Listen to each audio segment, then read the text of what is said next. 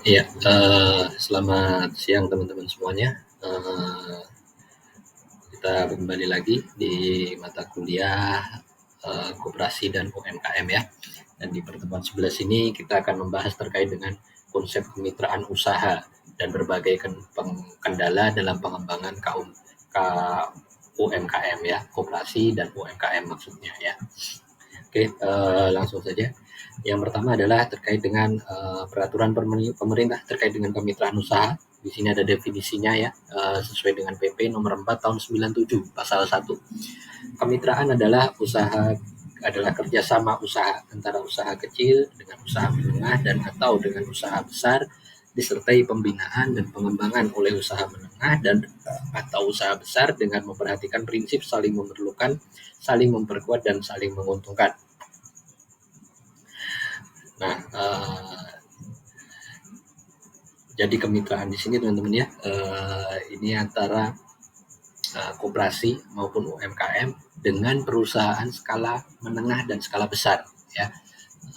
Biasanya nanti perusahaan skala menengah dan skala besar ini memberikan pembinaan ya terhadap koperasi dan UMKM-nya sehingga nanti koperasi dan UMKM-nya bisa tumbuh. Nah, usaha kecil sebagaimana yang sudah kita ketahui ya di pertemuan sebelumnya adalah kegiatan ekonomi rakyat yang berskala kecil dengan berbagai kriteria ya, penjualannya, asetnya berapa sesuai dengan pasal 5 Undang-Undang Nomor 9 Tahun 95. Sedangkan usaha menengah atau usaha besar adalah kegiatan ekonomi yang memiliki kriteria kekayaan bersih atau hasil penjualan tahunan lebih besar daripada kekayaan maupun penjualan tahunannya usaha kecil ya. Oke, tujuan kemitraan ya, untuk meningkatkan pendapatan, kesinambungan usaha, meningkatkan kualitas sumber daya kelompok mitra, peningkatan skala usaha dalam rangka menumbuhkan dan meningkatkan kemampuan usaha kelompok mitra. Ya.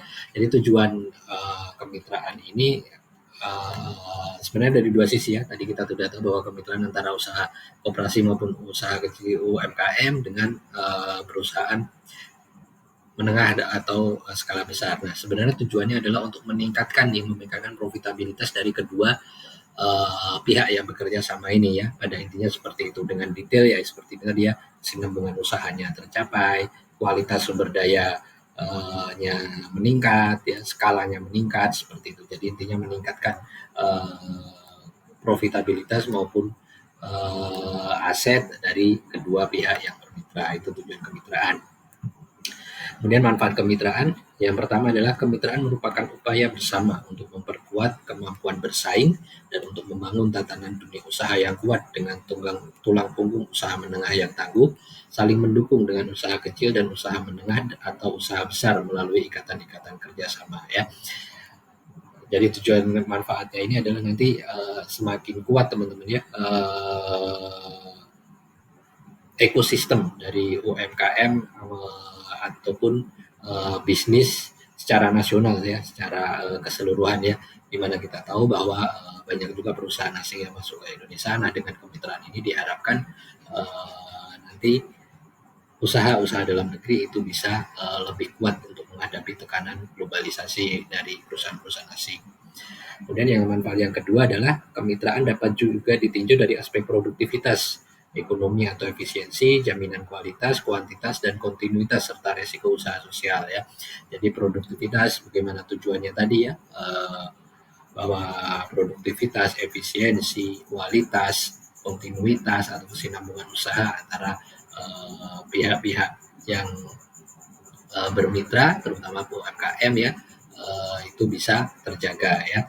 Karena sebagaimana kita ketahui ya, kalau UMKM itu memang saat mereka terkena resiko bisnis yang sedikit saja mereka sudah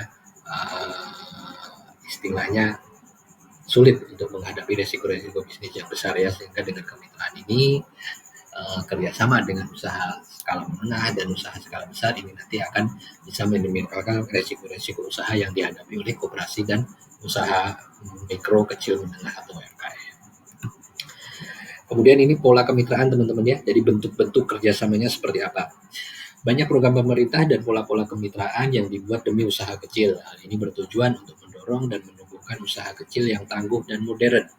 Usaha kecil sebagai kekuatan ekonomi rakyat dan berakar pada masyarakat, dan usaha kecil yang mampu memperkokoh struktur perekonomian nasional yang lebih efisien. Pola-pola permintaan tersebut antara lain kerjasama keterkaitan antar hulu ke hilir, maupun yang kedua kerjasama keterkaitan antara hilir ke hulu. Ya, jadi bisa saja UMKM ini nanti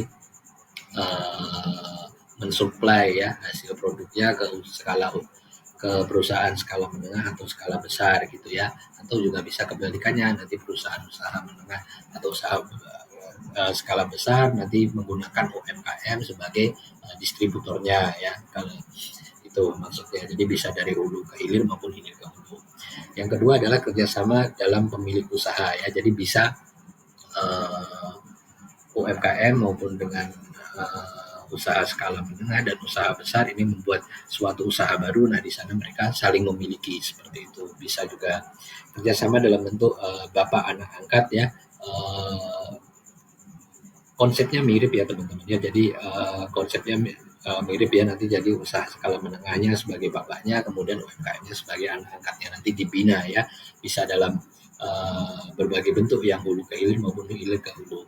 Nah, yang nomor 5 ini juga sama ya, tapi ini kaitannya ada terkait dengan modal ya, modal ventura. Jadi nanti perusahaan skala menengah itu lebih kepada membantu permodalannya. Kemudian juga inti plasma. Nah, inti plasma ini bisa kita banyak temui di perkebunan-perkebunan ya. Jadi biasa perkebunan besar ya. Karena keterbatasan lahan, mereka mencari kemitraan dengan petani-petani lokal. Nah, nanti petani-petani lokal ini akan bisa menjual produknya langsung ke perusahaan skala menengah ini, skala besar ini ya. Itu lebih banyak, inti plasma ini banyak di perkebunan. Kemudian yang ketujuh, soft contract ya. Jadi misalnya perusahaan besar punya suatu proyek, nanti mereka delegasikan atau meminta usaha yang lebih kecil untuk menjalankannya. Dagang umum, ini seperti biasa ya. Jadi UMKM nanti bisa mensuplai barangnya ke usaha skala menengah ya, berdagang biasa. Waralaba ya, ini mungkin teman-teman sering tahu ya bahwa ada konsep waralaba ya. Contohnya ya Indomaret ya, itu waralaba ya. Jadi kita perseorangan bisa membeli franchise-nya kemudian membuka waralaba. Yang 10 keagenan ya, mirip dengan waralaba ya. Jadi seperti perorangan nanti bisa membuka cabang dari perusahaan besar seperti itu ya. Ini banyak di agen-agen pengiriman barang ya, kalau keagenan ini. Oke, itu adalah pola-pola kemitraan. Kemudian ini prinsip dalam kemitraan usaha. Yang pertama adalah saling memerlukan, saling ada ketergantungan ya. Jadi perusahaan besar misalnya kekurangan barang, nah itu bisa disuplai oleh UMKM ya. Contohnya inti plasma tadi ya, perkebunan sawit, mereka butuh suplai sawit yang banyak, mereka akan mengambil dari petani-petani kecil ya. Jadi saling memerlukan dan saling ketergantungan. Yang kedua adalah saling menguntungkan ya. Jadi perusahaan skala besar, kita kembali contoh aja ya ke inti plasma tadi. Contohnya jadi para petani ini tidak pusing menjual hasil pertaniannya kemana, karena sudah ada yang menampung. Nah, perusahaan skala besar juga mendapatkan keuntungan dari kepastian adanya supply ya. Kemudian prinsip yang ketiga, saling menghargai dan menghormati satu sama lain ya. Jadi tidak menindas seperti itu ya teman-teman ya. Kemudian yang keempat, saling mematuhi kesepakatan yang ditetapkan bersama, tidak boleh melanggar kesepakatan yang sudah disepakati. Kemudian saling mempercayai, itu adalah prinsip-prinsip dalam kemitraan usaha. Nah, hak dan kewajiban dalam melaksanakan kemitraan usaha. Yang pertama adalah usaha besar, usaha menengah, dan usaha kecil yang melaksanakan kemitraan mempunyai hak untuk meningkatkan efisiensi usaha, ya, bisa lebih efisien prosesnya, bisa lebih efisien dalam memproduksi barang maupun dalam menjual barang seperti itu. Yang kedua adalah mendapatkan kemudahan untuk melakukan kemitraan, haknya. Kemudian membuat perjanjian kemitraan, jadi saat melakukan perjanjian jadi harus berhak untuk meminta adanya perjanjian. Kemudian yang keempat, haknya lagi yang lain adalah membatalkan perjanjian bila salah satu pihak mengingkari ya. Ini adalah hak dalam kemitraan. Yang kedua adalah usaha besar dan usaha menengah melaksanakan kemitraan mempunyai hak untuk mengetahui kinerja kemitraan usaha kecil maupun usaha binaannya ya. Jadi kalau yang dari sisi atas tadi adalah hak dari usaha kecilnya, kemudian kalau jadi usaha kecil itu berhak mendapatkan kemudahan, berhak membuat perjanjian, berhak memberikan perjanjian. Usaha besar dan usaha menengahnya berhak untuk mengetahui kinerja dari usaha kecil mitra binaannya. Kemudian yang ketiga, usaha kecil yang bermitra mempunyai hak untuk memperoleh pembinaan dan pengembangan ya. Jadi usaha kecilnya juga mempunyai yang pertama ini tadi adalah hak dari kedua belah pihak ya. Kemudian yang kedua ini adalah hak dari usaha besar dan usaha menengah. Kemudian yang ketiga ini adalah hak dari usaha kecil, yaitu usaha kecil berhak memperoleh pembinaan, berhak memperoleh pengembangan dari usaha besar atau usaha menengah mitranya dalam satu aspek atau lebih, bisa dalam aspek pemasaran, aspek sumber daya manusia, aspek permodalan, aspek manajemen maupun aspek teknologi. Kemudian itu tadi haknya, kemudian kewajibannya, usaha besar atau usaha menengah yang melaksanakan kemitraan dengan usaha kecil wajib untuk memberikan informasi peluang kemitraan, memberikan informasi kepada pemerintah mengenai perkembangan kemitraan ya. Jadi jika usaha besar menjalin kemitraan dengan koperasi maupun UMKM itu perlu memberikan informasi kepada pemerintah. Oh ini loh, saya melakukan kemitraan dengan usaha kecil. Mereka adalah bagian dari saya, mereka agen saya, mereka inti plasma saya, mereka plasma saya, seperti itu ya. Oke, kemudian usaha kecil yang bermitra mempunyai hak untuk mentaati dan melaksanakan ini maksudnya kewajiban ya, mempunyai kewajiban untuk mentaati dan melaksanakan ketentuan-ketentuan yang telah diatur dalam perjanjian kemitraan. Kemudian melakukan pembinaan kepada mitra binaannya dalam satu atau lebih aspek. Ini kewajiban usaha menengah ya, melakukan pembinaan kepada mitra binaannya.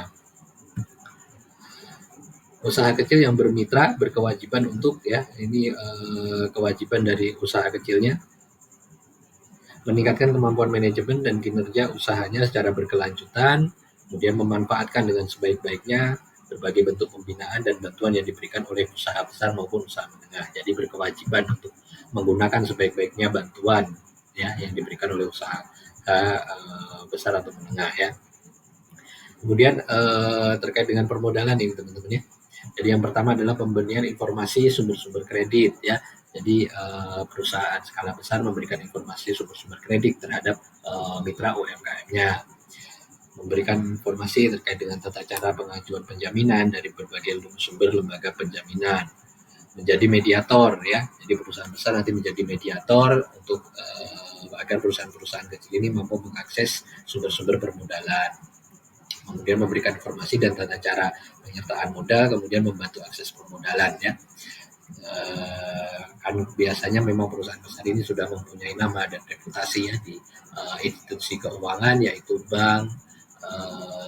Contoh yang paling mudah di Indonesia adalah bank ya, sudah mempunyai reputasi, sudah gampang untuk mengakses ke bank. Nah, nanti perusahaan skala besar ini membantu mitranya untuk UMKM untuk dapat mendapatkan fasilitas permodalan yang disediakan oleh bank, seperti itu. Kemudian pemasaran, nah, nanti membantu akses pasar ya. Perusahaan skala besar ini nanti membantu akses pasar untuk mitra binaannya, memberikan informasi terkait dengan pasar, memberikan informasi terkait dengan promosi, mengembangkan jaringan usahanya, kemudian membantu melakukan identifikasi pasar, perilaku konsumen. Nah, hal itu ini kan sulit ya kalau dilakukan oleh UMKM ya, sehingga mereka perlu bantuan dari usaha skala menengah atau besar untuk melakukan hal-hal ini ya, membantu peningkatan mutu produk dan nilai tambah kemasan dan sebagainya terkait dengan sisi pemasaran. Kemudian terkait dengan sisi teknologi, membantu perbaikan inovasi dan alih teknologi ya. Jadi perusahaan besar biasanya mereka punya teknologi yang lebih efisien, lebih efektif, nanti mereka ajarkan kepada mitranya. Membantu pengadaan sarana dan prasarana produksi sebagai unit percontohan ya, jadi memberikan bantuan alat, mesin-mesin yang kecil-kecil misalnya ya pada mitra-mitra UMKM-nya. Ketiga, membantu perbaikan sistem produksi dan kontrol kualitas. Yang keempat, membantu pengembangan desain dan rekayasa produk ya. Kemudian yang kelima, membantu meningkatkan efisiensi pengadaan bahan baku ya. Itu adalah dari sisi teknologi. Kemudian dari sisi manajemen, perusahaan skala besar bisa memberikan bantuan penyusunan studi kelayakan, membantu menyusun sistem dan prosedur organisasi dan manajemen, kemudian menyediakan tenaga konsultan dan advisor. Kemudian ini adalah terkait dengan birokrasi ya, struktur di pemerintah yang menangani terkait dengan kemitraan. Usaha besar dan usaha menengah memberikan informasi mengenai peluang kemitraan yang dapat dilakukannya kepada menteri, menteri teknis, atau kamar dagang dan industri. Informasi sebagaimana dimaksud dalam ayat 1 meliputi informasi jenis usaha dan spesifikasi kegiatan, bergerak di bidang apa, lokasi dan tempat kegiatan usaha berada di mana, nilai usaha yang dimitrakan ya, ini bisa dari omsetnya, bisa dari asetnya, bisa dari modalnya, kemudian jumlah mitra binaannya berapa. Dan menteri teknis atau kamar dagang dan industri nasional menyebarluaskan informasi tersebut, informasi dari perusahaan usaha skala menengah dan besar ya, kepada UMKM ya, usaha kecil. Kemudian infrastruktur ya, terkait dengan bagian infrastruktur dalam kemitraan. Dalam pola inti plasma, usaha besar dan atau usaha menengah sebagai inti ya. Jadi dalam tadi salah satu pola kemitraan kan ada inti plasma ya. Jadi di dalam inti plasma itu perusahaan besar dan menengah itu berperan sebagai intinya, membina dan mengembangkan usaha kecil yang menjadi plasmanya dalam penyediaan dan penyiapan lahan ya. Tadi sebagaimana saya bilang ya, inti plasma ini lebih cenderung banyak di perkebunan maupun di agribisnis sehingga kaitannya dengan penyediaan dan penyiapan lahan. Kemudian yang kedua adalah penyediaan sarana produksi ya, pemberian bimbingan teknis manajemen usaha dan produksi, perolehan, penguasaan dan peningkatan teknologi yang diperlukan, pembiayaan dan pemberian bantuan lainnya yang diperlukan bagi peningkatan efisiensi dan produksi usaha ya. Misalnya membantu terkait dengan memberikan pupuk seperti itu atau memberikan benih seperti itu ya. Jadi ada bantuan yang diberikan usaha menengah. Nah, sebagai intinya kepada plasmanya yaitu usaha kecil. Kemudian hal-hal lain terkait dengan kemitraan, ini adalah hambatannya ya. Kemitraan pada dasarnya menggabungkan aktivitas beberapa badan usaha. Oleh karena itu sangat dibutuhkan suatu organisasi yang memadai dengan pendekatan konsep sistem. Diketahui organisasi pada dasarnya terdiri dari sejumlah unit atau subunit yang saling berinteraksi dan interdependensi atau ketergantungan ya. Performansi dan satu unit dapat menyebabkan kerugian pada unit lainnya. Tidak terlepas dari keterkaitan hal di atas, maka akan mengalami beberapa kendala ya. Jadi karena ini teman-teman ya, jadi karena kemitraan ini menyatukan dua pihak gitu ya. Jadi saat ada satu pihak yang underperform atau kinerjanya buruk, maka ini akan membuat buruk pihak yang lainnya seperti itu. Nah, sehingga ada beberapa kendala yang dihasilkan karena ada konsep kesatuan itu. Perbedaan yang masih besar antara usaha besar dan usaha kecil ya. Misalnya ini contohnya bahwa kalau usaha skala besar ini dari kacamata bisnis ya, misalnya menganggap tidak apa-apa rugi dalam beberapa tahun atau beberapa periode, tapi nanti untuk seterusnya mereka untung. Nah, tapi anggapan ini tidak bisa diterima atau tidak sulit untuk diterima oleh usaha kecil ya, karena usaha kecil ya kalau mereka rugi ya mereka tidak bisa menerima itu. Mereka melakukan usaha itu untuk hidup, untuk bertahan hidup, sehingga tidak boleh rugi. Misalnya seperti itu ya. Jadi itu ada perbedaan yang masih besar. Yang kedua adalah kualitas produksi belum terjamin ya. Jadi biasanya di UMKM itu tidak ada yang namanya quality control ya. Mereka buat sesuatu ya sudah begitu selesai ya langsung dibuang ke pasar, sehingga ada perbedaan kualitas yang belum terjamin. Yang ketiga adalah kerjasama kurang berkembang ya. Ini jadi jika ada kendala-kendala ya yang di atas, maka kerjasamanya tidak bisa berkembang. Nah ini nanti saat tidak ada perkembangan dari kemitraan ini, nanti dengan sendirinya pihak yang bermitra ini akan berhenti untuk melakukan kemitraan. Kemudian UB ini hubungan bersifat integral vertikal ya. Kan sebenarnya yang kita harapkan adalah usaha besar dan menengah ini setara dengan usaha kecil gitu ya. Tapi karena ya Karena perbedaan yang terlalu besar tadi, maka biasanya perusahaan besar ini merasa punya power lebih daripada UMKM seperti itu teman ya. Jadi bersifat gitu, vertikal gitu. Nah itu menjadi kendala karena seharusnya posisinya horizontal atau setara. Nah kemudian belum terjadi alih teknologi dan manajemen dari usaha besar dan usaha kecil ya. Nah ini tadi ya butuh proses ya untuk melakukan alih teknologi ya, untuk memberikan penyuluhan atau pendidikan kepada mitranya, mitra atau usaha kecil ini itu takes time dan kadang-kadang agak sulit. Dan yang terakhir adalah belum berkembangnya sistem dan pola kemitraan dan belum berkembangnya unsur pendukung. Jadi sampai sekarang pun ya teman-teman ya masih banyak ya kemitraan yang predatory. Jadi tadi sempat saya singgung ya bahwa perusahaan besar ini kadang-kadang misalnya ya kembali contoh ke inti plasma tadi ya, sawit gitu ya, membeli sawit dari petani. Nah ini biasanya harganya ditekan sekali ya, ditekan sampai titik rendah. Nah itu karena apa? Karena unsur-unsur pendukungnya yang membuat agar usaha besar dan usaha kecil ini setara ini belum ada gitu ya. Oke, itu kaitannya kemitraan antara usaha besar dan UMKM dan kendala-kendalanya. Kalau seperti biasa, kalau ada pertanyaan nanti kita bisa sambung lewat WhatsApp. Silakan teman-teman baca ulang nanti.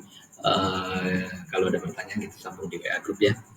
Mungkin itu aja untuk pertemuan hari ini. Terima kasih atas perhatiannya. Saya akhiri. Assalamualaikum warahmatullahi wabarakatuh.